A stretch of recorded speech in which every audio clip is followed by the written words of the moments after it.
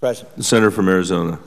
Mr. President, I'd like to say that the Senator Thune's presentation is a strong one and a compelling one. I'm also very impressed with his knowledge of the facts and his in-depth analysis of what we are apparently facing. And I say apparently because so far as unfortunately been the case, the majority leader has not shared with at least this side of the aisle, anyone that I know of on this side of the aisle, any of the specifics of the latest proposal. And that's very unfortunate. As the senator from South Dakota mentioned, the President of the United States, when campaigning, stated categorically that there would be C-SPAN cameras, that there would be Republicans, there would be an open process, and he was specifically addressing the issue of health care reform.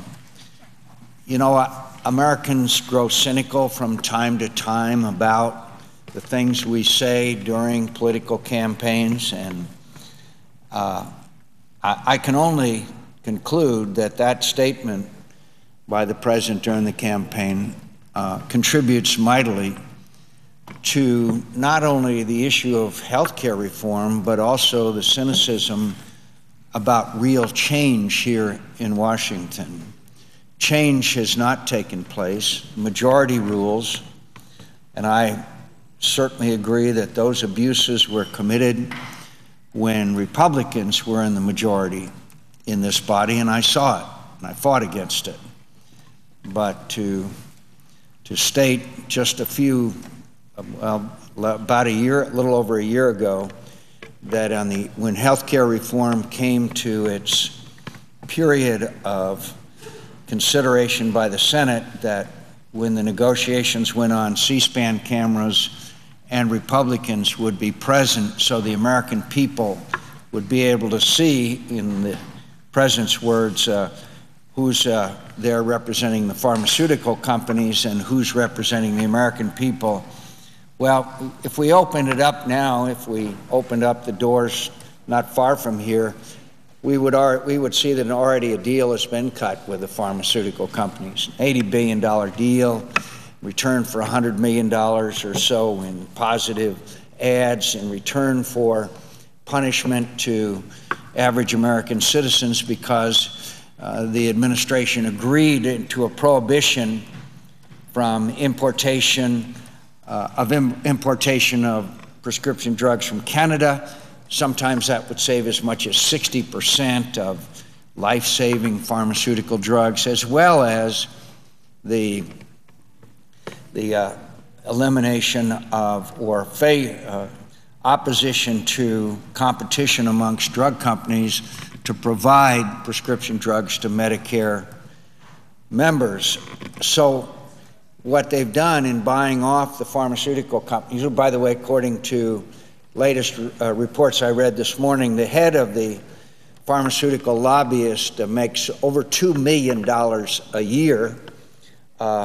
We have now penalized the American people, and by preventing them from having choice, and as well as seeing the influence of special interests in this country and in our deliberations. It's very unfortunate.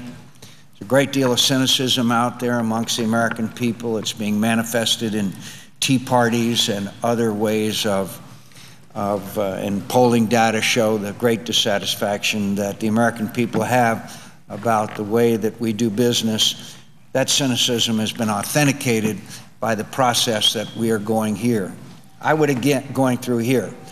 I would again urge the majority leader to invite us in to sit down. We have some constructive ideas. We have some thoughts as to how we can reform health care in America. We know that there needs to be reform. We've got people like my colleagues, two doctors, Drs. Coburn and Barrasso, on our side of the aisle, who have extensive hands-on experience with these issues. Why can't we, at least at some point, which we should have a long time ago, at least allow us to make an input into the behind closed doors process that's taking place as we speak. But I want to say a few words this morning, Mr. President, about an issue that's of great concern to me and is of greater concern throughout the country, and that's the availability of vaccines in order to combat swine flu known as H1N1. There are long lines around the country. There is scarcity. There is a great concern amongst the American people about this problem. And unfortunately, just last week, in a hearing before the Homeland Security Committee, the Secretary of Health and Human Services assured us that it was no problem and that there would be plenty of supplies on hand. The previous administration conducted the initial analysis, as we know, and worked with the World Health Organization to estimate the magnitude of this worldwide pandemic. A plan was put in place and stakeholders began executing